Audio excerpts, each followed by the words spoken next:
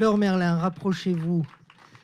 Bienvenue, asseyez-vous, je vous en prie. Merci à la maman qui nous a bien rendu service.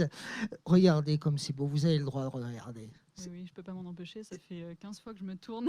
C'est superbe. Oui. Merci Flore d'être avec nous. Vous êtes accompagnatrice pour un certain nombre de chanteurs, mais vous êtes d'abord membre du trio Nu Ori. Et là, c'est pas une création, mais enfin si, c'est une composition particulière que vous venez de nous proposer. Racontez-nous. Alors, en fait, c'est une pièce qui s'appelle Pièce symphonique, qui est au départ écrite pour harpe par une compositrice qui s'appelle Henriette Renier, qui a vécu jusqu'en 1956, qui était une très grande harpiste, très grande pédagogue et compositrice également, mais qui a passé l'essentiel de sa vie justement à s'occuper de pédagogie et donc qui a enseigné à tous les grands harpistes du XXe siècle à peu près. Enfin, c'est vraiment étonnant. Et elle était très très reconnue, très connue à son époque. Maintenant, seuls les harpistes la connaissent, mais on a eu envie justement avec le trio Noori, dont effectivement je fais partie, de rendre hommage à cette grande dame. Donc c'est quasiment une première ce soir pour nous. C'est une pièce qui est très souvent jouée par les harpistes, mais à ma connaissance, pour l'instant, je suis la seule pianiste, à ma connaissance, encore une fois, hein, à jouer cette pièce-là. D'une part parce qu'on a un répertoire absolument énorme et qu'en général, on n'a pas besoin d'aller faire des transcriptions de répertoire d'autres instruments. Mais vraiment, cette pièce, moi, je la trouve extrêmement émouvante. Je vais vous raconter pourquoi. Et particulièrement ce soir, pour moi, c'est très émouvant de l'avoir jouée parce que en fait, c'est une pièce qui est en 3 épisodes, 3 parties qui s'enchaînent, et chaque épisode est comme une sorte de figuration d'un des processus du deuil. C'est-à-dire au début, on a la douleur dans toute sa force, sa violence. On a ensuite le déni de la douleur, la colère, enfin, toutes les phases par lesquelles on passe après la première phase d'abattement. Et ensuite, à la fin, on a je précise qu'Henriette Renier était très, très croyante. La dernière partie de cette pièce est une transfiguration de la douleur, donc dans quelque chose d'assez spirituel. Et il y a donc une petite phrase sur la partition qui dit la pensée des espérances futures n'enlève pas la douleur, mais elle la transfigure. Et c'est une pièce qu'elle a écrite pour sa cousine dont elle était très proche. Et moi, je tenais à jouer cette pièce ce soir pour rendre hommage à une grande chanteuse et grande amie auvergnate, voilà, originaire vraiment de Clermont, qui est malheureusement décédée la semaine dernière. Et voilà, je suis en fait là à Clermont parce que nous sommes venus pour ses obsèques et c'était vraiment une personne merveilleuse à laquelle vraiment j'avais très envie de rendre hommage en jouant cette pièce-là. Merci de nous le dire ainsi. On peut applaudir, effectivement. Citer la personne dont vous parlez. Bien sûr, excusez-moi, j'ai oublié de citer, elle s'appelle Angélique Pouréron. Voilà, c'était une très très grande, très très belle personne et très grande chanteuse.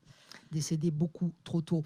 Vous parliez de rapport à la souffrance, à la mort, à la violence. Ces lieux ont aussi hébergé pendant la guerre une sorte d'hôpital, en tout cas de dispensaire. C'est ce que nous redisait vendredi dans le live sur cette terrasse.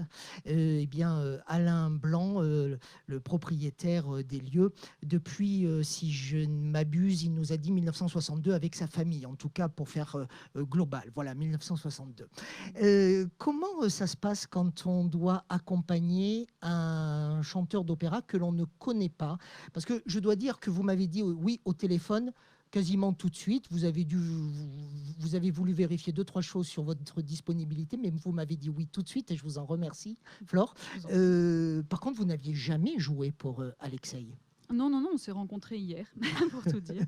Voilà, mais ça, c'est monnaie courante dans le métier que j'exerce. Enfin, moi, je ne me définirais pas comme une accompagnatrice. Moi, je suis avant tout pianiste, mais les pianistes ont souvent beaucoup de cordes à leur arc, parce que voilà, vivre uniquement de concerts solo, ça concerne 0,02% des pianistes.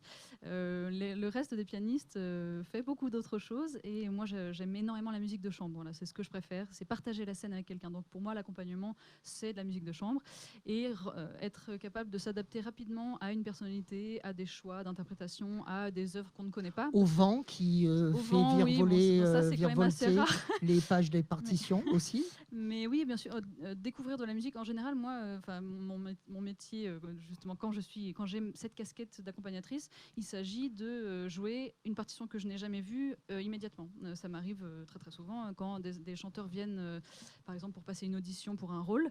Bah, ils arrivent, ils mettent ma partition sur le pupitre et allez, on y va. Et éventuellement, ils me donnent le tempo. Et vous la déchiffrez immédiatement. Et voilà, donc, Enfin, vous la lisez immédiatement. Oui, voilà, je la lis et moi, c'est quelque chose que j'aime énormément, ce côté, ce challenge de m'adapter, de comprendre, de lire rapidement de lire et de comprendre rapidement une musique et d'écouter quelqu'un, d'essayer voilà, d'être en phase avec cette personne-là et de l'encourager quand c'est pour une audition ou même pour un concert. On a toujours besoin d'être encouragé. Et Dieu sait que le chant est un art difficile et en général, voilà, les pianistes sont un peu dans l'ombre, mais en fait, sans pianiste, un chanteur ne peut pas passer d'audition, ne peut pas Vous faire voyez, de vous concert, n'êtes pas etc. dans l'ombre. Ce soir, vous êtes la vedette à votre tour dans ce fauteuil, celui du live Marc Productions. Je ne sais pas où vous avez vécu votre confinement.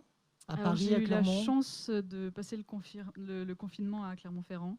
Et voilà, ça m'a donné des idées. Ah,